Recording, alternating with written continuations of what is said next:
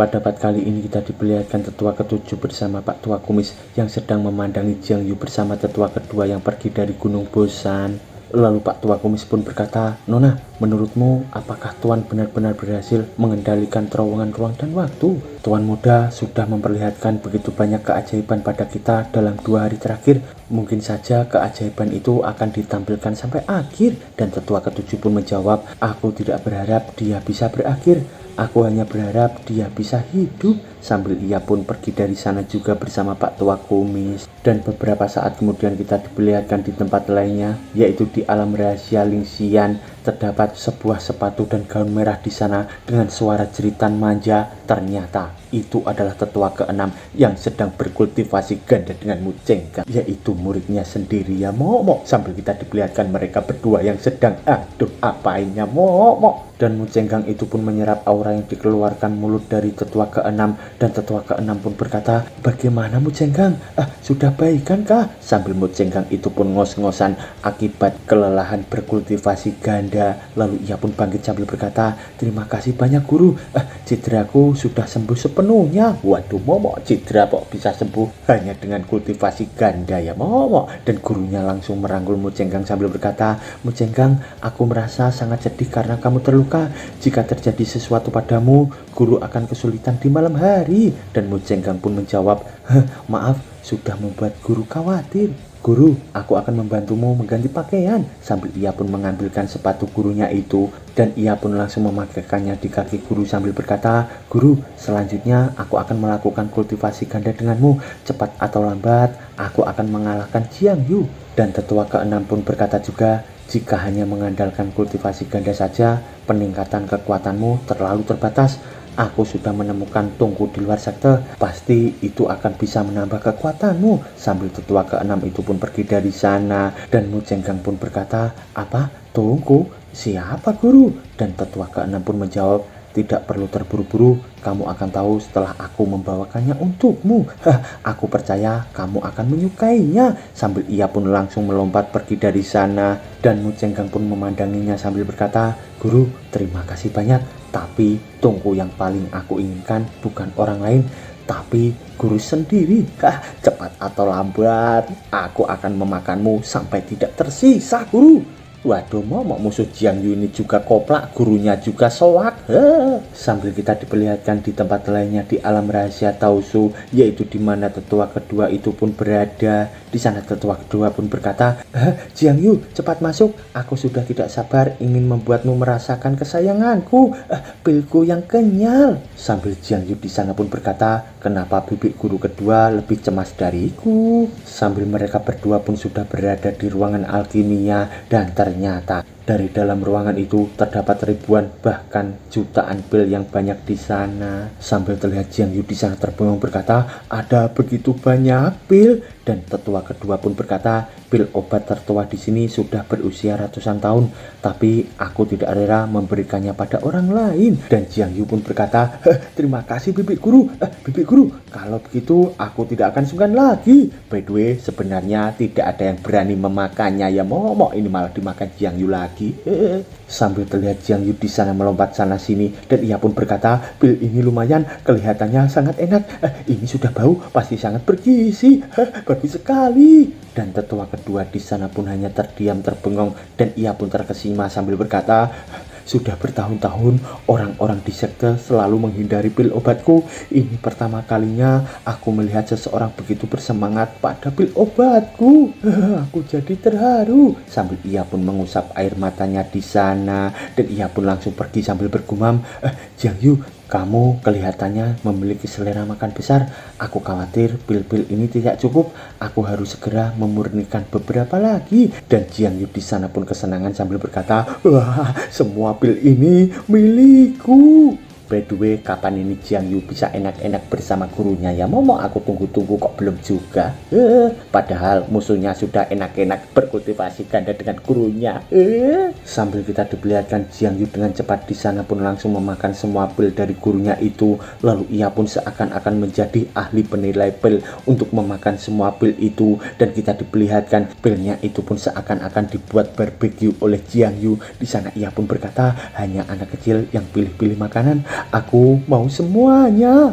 Dan tiba-tiba Jiang Yu di sana pun terkejut karena menatap ke arah si item dan ia pun berkata, wah bisa-bisanya ini memberiku energi sebanyak ini sekaligus. Ternyata sistem itu pun bertuliskan Tuan mendapatkan serangan dari banyak obat sampah mendapatkan 1000 poin energi naga sekaligus. Lalu Jiang Yu pun tertawa sambil berkata, haha, dengan 100 poin energi aku bisa menghindari serangan tetua. Jika aku menggunakan 1000 energi sekaligus, seberapa kuatnya aku? Tapi tiba-tiba muncullah si item di sana bertuliskan lagi, selamat, Tuan mendapatkan 1000 poin naga untuk pertama kalinya membuka kemampuan baru duplikat.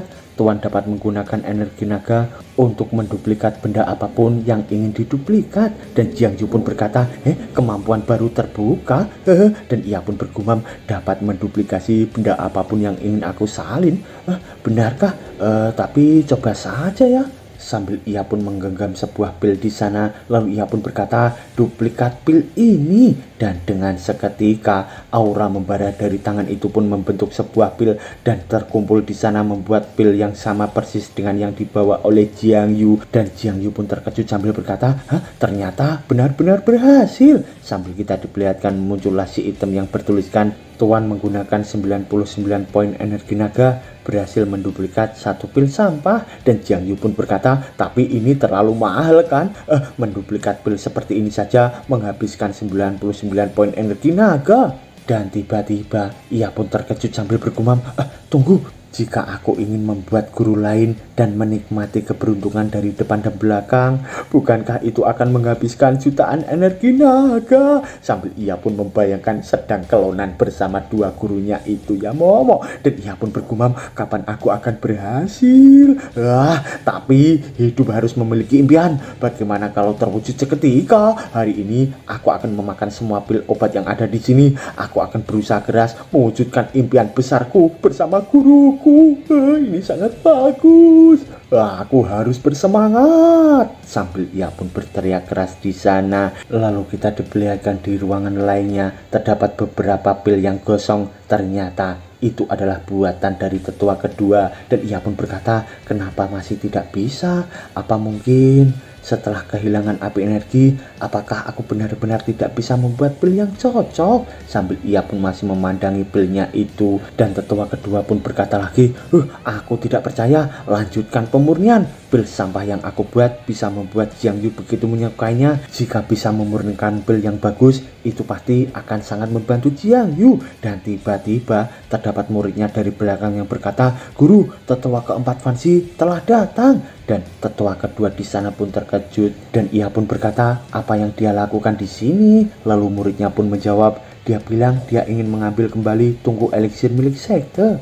Sambil terlihat tetua kedua di sana makin terkejut dan ia pun berkata, apa? Dia ingin mengambilnya kembali. Atas dasar apa dia mengambilnya kembali? Dan tiba-tiba tetua keempat Fancy di sana pun tertawa sambil berkata, atas dasar apa katamu? Tentu saja aku menggunakan perintah pemimpin suci untuk mengambil kembali tungku itu. Dan tetua kedua pun berkata, kau Fancy, jelas-jelas kami dirugikan oleh tetua ketujuh, jadi sengaja datang ke tempatku untuk melawan dan membalas dendam ya. Sambil tetua keempat Fancy itu pun perlahan berjalan dan ia pun berkata, memangnya kenapa kalau aku balas dendam? Jika ingin menyalahkan, sambil ia pun akan duduk dengan bokong yang sangat cembok ya Momo. Lalu ia pun berkata lagi, maka hanya bisa menyalahkanmu karena memihak kepada adik ketujuh. Sambil ia pun langsung duduk dengan semplohe di sana ya Momo, rusak mataku. Dan tetua kedua pun berkata, adik ketujuh dahulu mengorbankan dirinya demi sekte. Sekarang ketika dia mengalami ketidakadilan, kalian semua tidak mau membantunya, bahkan malah semakin membuatnya menderita. Dan Fancy pun berkata, itu semua salahnya sendiri. Siapa suruh dia menggoda kakak seperguruan pertama? Kakak seperguruan jelas-jelas menyukaiku. Jika tidak ada adik ketujuh, kakak seperguruan pasti akan memilihku. By the way, kakak seperguruan pertama ini siapa ya, Momo? Dan tiba-tiba tetua kedua di sana pun menunjuk ke arah tetua keempat Fanji, dan ia pun berkata, bermimpi saja kau. Lihatlah penampilanmu sekarang. Apakah kakak seperguruan itu buta? Lihatlah penampilanmu. Wajahmu sudah menua, dada yang turun, perut dan buncit. Kamu itu sudah tidak muda lagi. Sambil tetua keempat itu pun beranjak dari duduknya, dan ia pun berkata, kamu sama sekali tidak bisa membayangkan hubunganku dengan kakak seperguruan. Baiklah, aku datang bukan untuk beromong kosong denganmu. Serahkan tunggunya padaku. Dan tetua kedua pun berkata, tunggu itu diberikan oleh pemimpin suci. Kamu tidak berhak mengambilnya kembali. Dan tiba-tiba tetua keempat di sana pun mengambil token yang diberikan oleh pemimpin suci, dan ia pun berkata, siapa bilang aku tidak punya hak?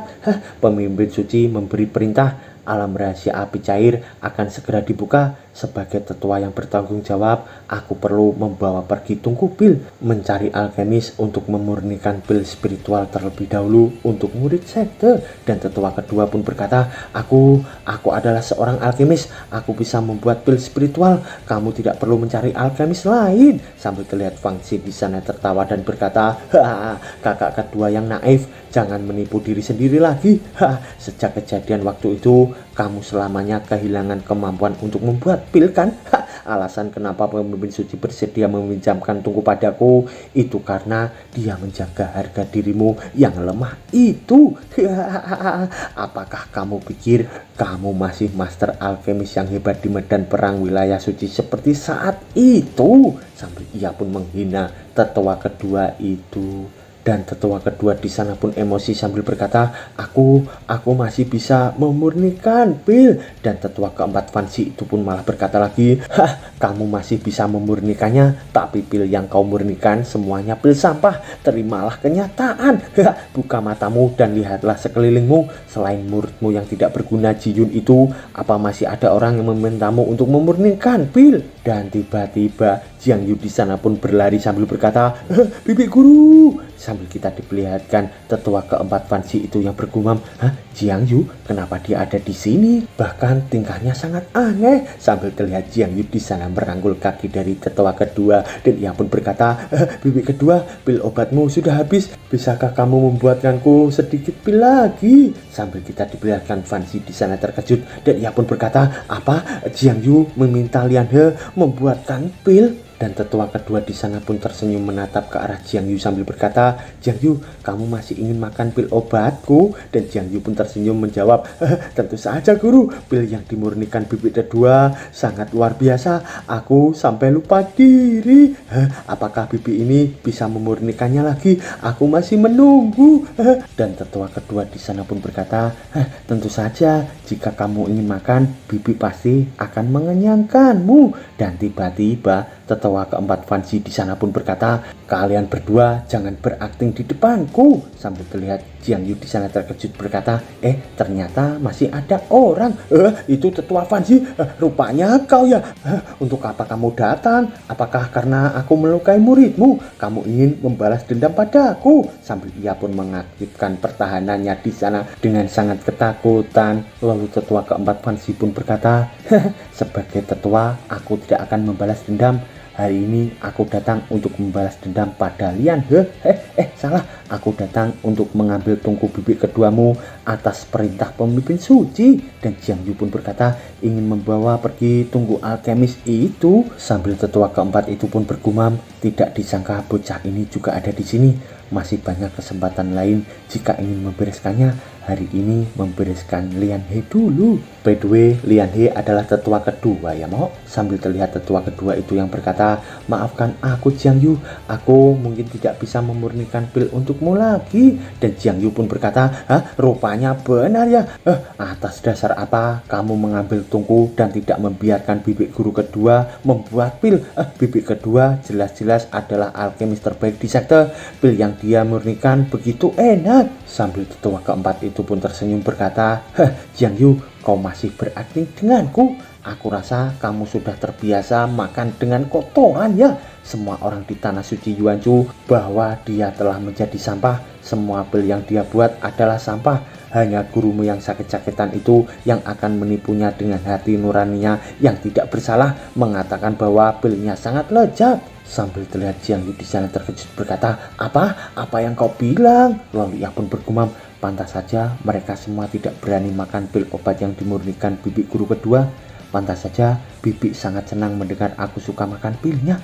Ternyata bibi tidak bisa membuat pil berkualitas lagi. Sambil ia pun melirik ke arah tetua kedua di sana yang emosi, dan tetua kedua pun berkata, tidak, aku masih bisa memurnikan pil yang bagus. Aku masih bisa. Selama kau memberiku waktu, pasti aku bisa. Di sana Jiang Yu pun bergumam, bibi kedua sangat suka membuat pil. Namun langit malah merampas rasa sukanya ini. Tidak hanya merampasnya, bahkan juga mengirim beberapa sampah untuk memakannya mengingat kembali bekas lukanya. Sambil tetua keempat Fancy di sana pun berkata lagi, Kak, bukannya sekte tidak memberimu waktu, tapi sudah memberimu waktu selama 100 tahun lebih. Kamu masih tidak bisa memurnikannya sekarang.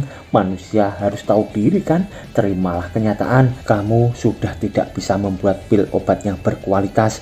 Cepat berikan tungku kepada orang lain yang berguna. Dan tiba-tiba Jiang Yu di sana pun berkata, tunggu, siapa bilang bibiku tidak bisa membuat pil berkualitas lagi? Dan Fancy pun berkata juga, semua orang di tanah suci Yuanchu mengetahuinya. Apakah masih perlu orang lain untuk mengatakannya? Lalu Jiang Yu pun tersenyum sambil berkata, oh jadi begitu. Kalau begitu, apakah kamu berani bertaruh denganku? Dan Fancy di sana pun berkata, apa? Taruhan? Taruhan apa? By the way, ini senjatanya taruhan terus ya Momo. Lalu Jiang Yu pun menjawab, jika bibi guru kedua berhasil memurnikan pil, kamu harus berjanji melakukan sesuatu untukku. Jika bibi kedua tidak bisa membuatnya, aku tidak hanya akan memberikan tungku pil itu padamu, tapi aku juga akan mewakili guru dan bibi guruku untuk berlutut dan meminta maaf padamu. Sambil terlihat Fancy di sana tersenyum berkata, kamu seorang murid kecil berlutut dan meminta maaf. Kamu pikir aku akan peduli? Gurumu yang seharusnya berlutut pada aku tahu. Dan tiba-tiba tetua ketujuh di sana pun datang sambil berkata, ingin aku berlutut? Boleh, aku juga akan bergabung dalam taruhan kalian. Sambil ia pun dengan sangat seksi dan montok di sana berjalan bersama Pak Tua Kumis yang gagah di belakangnya. Dan Jiang Yu pun senang menatap ke arah tetua ketujuh itu yang datang. Dan tetua kedua pun berkata, adik ketujuh, kenapa kamu datang? Dan tetua ketujuh pun menjawab, kakak kedua, aku datang untuk melihat apakah muridku yang jahat ini membuat masalah di tempatmu. Sambil terlihat Fancy di sana bergumam, kenapa adik ketujuh juga datang? Sambil terlihat Jiang Yu di sana berbisik, guru, apakah guru sangat percaya padaku? Apakah guru tidak takut aku akan kalah? Lalu tetua ketujuh itu pun menjawab, Jiang Yu, kalau kamu kalah, paling-paling aku hanya berlutut, tapi kamu akan mati mengenaskan. By the way, kita panggil saja guru ketujuh ya mau. Dan Jiang Yu di sana pun tersenyum sambil berkata, guru, apakah guru tahu kekuatanku? Jangan khawatir, lututmu bagus dan mulus dan bersih. Aku tidak akan membiarkannya menjadi kotor hanya karena berlutut pada orang lain. Jika lututmu harus terluka, itu harusnya juga karena aku kan? Sambil ia pun berpikir bahwa gurunya berlutut untuk kikuk-kikuk bersamanya ya Momo. Dan guru ketujuh itu pun berkata lagi, sudahlah, jangan banyak bicara, cepatlah bertaruh. Dan tiba-tiba guru kedua di sana pun berkata, adik ketujuh, Jiang Yu, jangan bertaruh. Apa yang dikatakan Fancy benar, aku memang tidak bisa memurnikannya. Dan tiba-tiba lagi Jiang Yu pun mendekat memegang ke arah guru kedua. Dan ia pun berkata, bibi kedua, aku percaya padamu. Kamu juga harus percaya bahwa kamu adalah yang terbesar. Salah, yang terbaik. Percaya padaku, aku punya cara.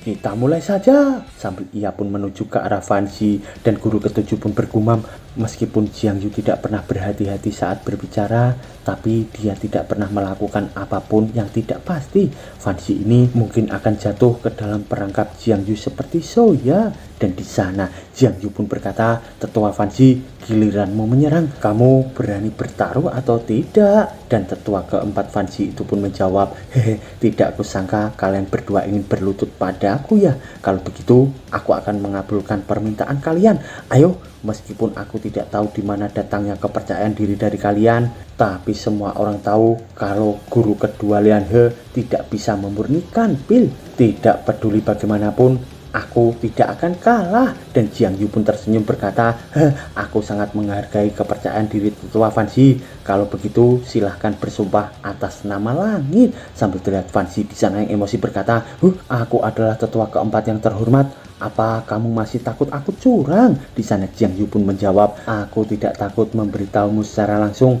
Aku memang takut kamu curang. Kenapa tidak berani bersumpah pada sumpah langit ya?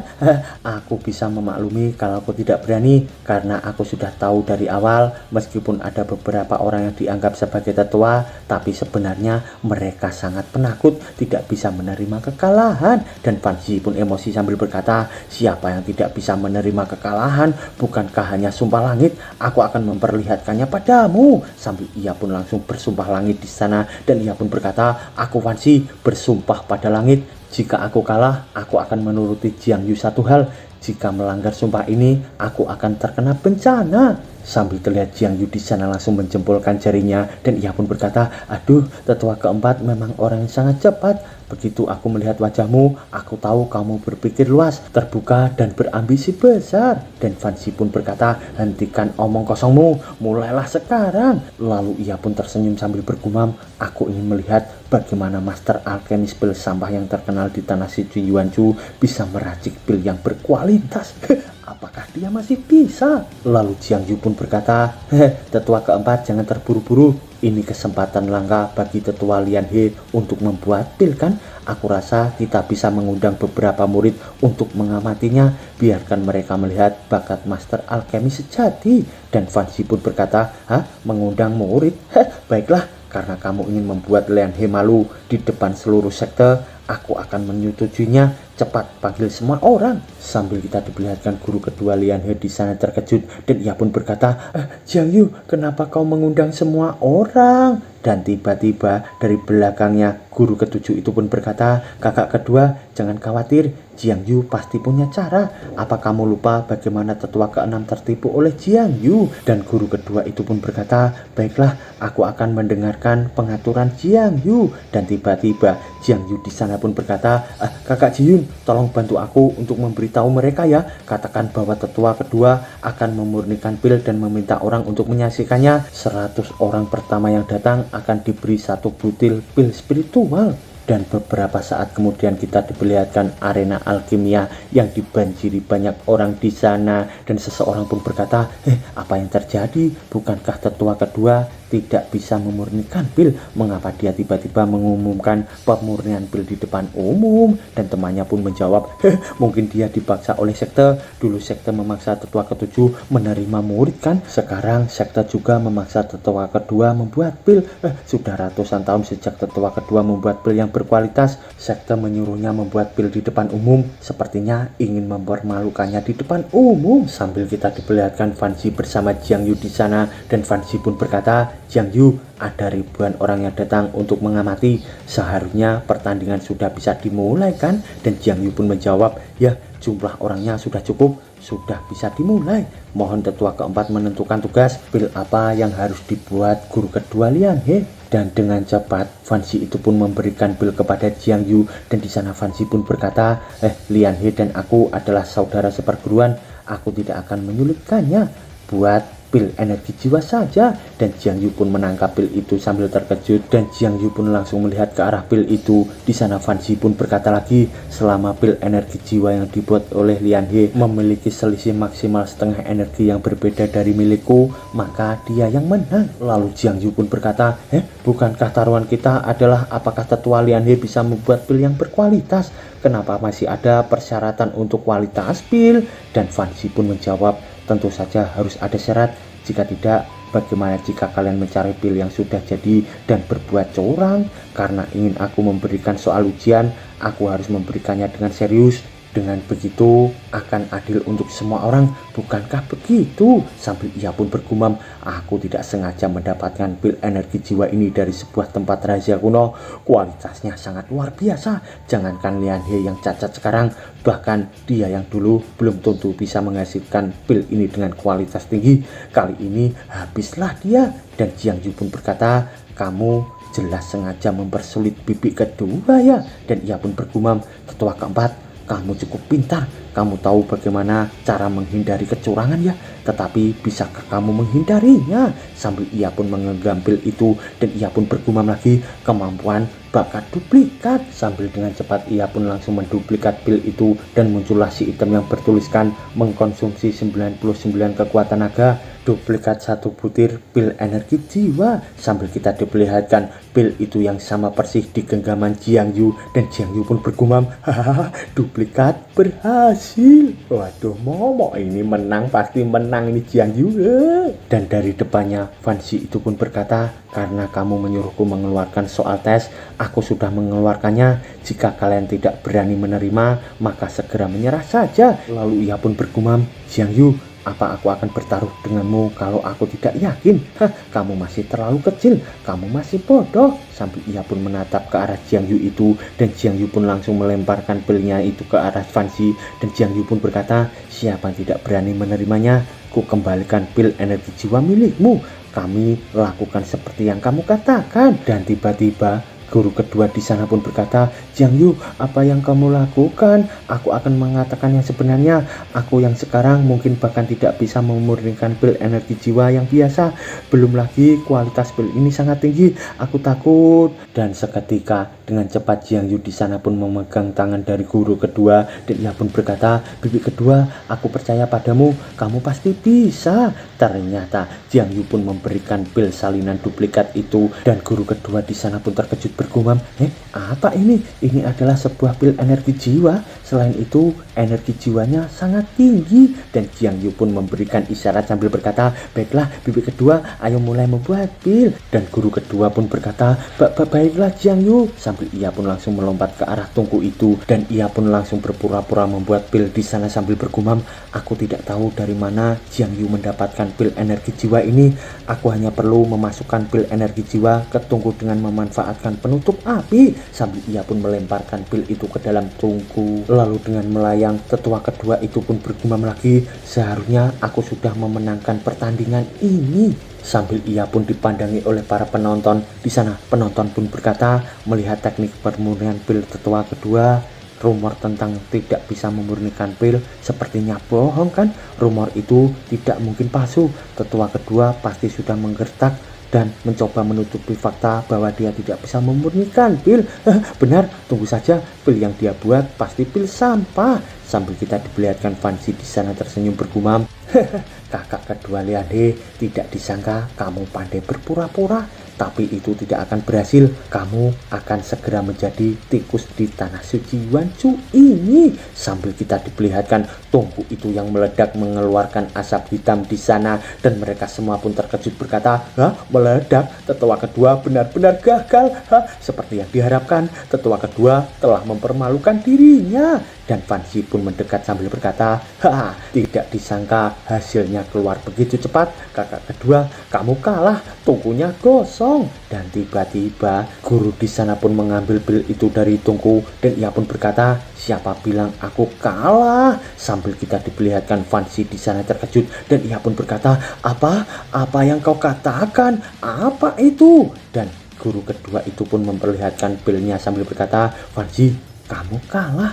Dan guru keempat Fan Zi itu pun makin terkejut sambil berkata, ini bagaimana mungkin? Sambil para penonton di sana pun terkejut juga. Dan ia pun berkata, tetua kedua berhasil memurnikannya. Sepertinya rumor bahwa tetua kedua tidak bisa membuat pil adalah palsu. Apakah ada orang yang menyebarkan rumor yang memfitnah tetua kedua? Apakah tetua kedua terus berpura-pura menjadi bodoh? Ini tidak mungkin. Sambil kita diperlihatkan Fan Zi di sana yang berkata, tidak mungkin, jelas-jelas kamu sudah cacat.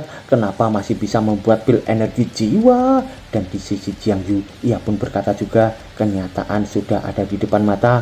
Tetua Fanji, lebih baik segera keluarkan pil energi jiwamu untuk membandingkannya. Lihat apakah kualitasnya sesuai dengan persyaratan. Sambil ia pun langsung mengambil pil itu dari tangan guru kedua. Dan ia pun berkata, baiklah, aku akan membandingkannya. Kalian pasti sudah menipu dengan menggunakan pil energi jiwa yang sudah jadi kan? Aku akan membongkar trik kalian. Sambil ia pun melihat ke arah dua pil itu dan menatapnya dengan gemetar. Di sana ia pun bergumam, ini.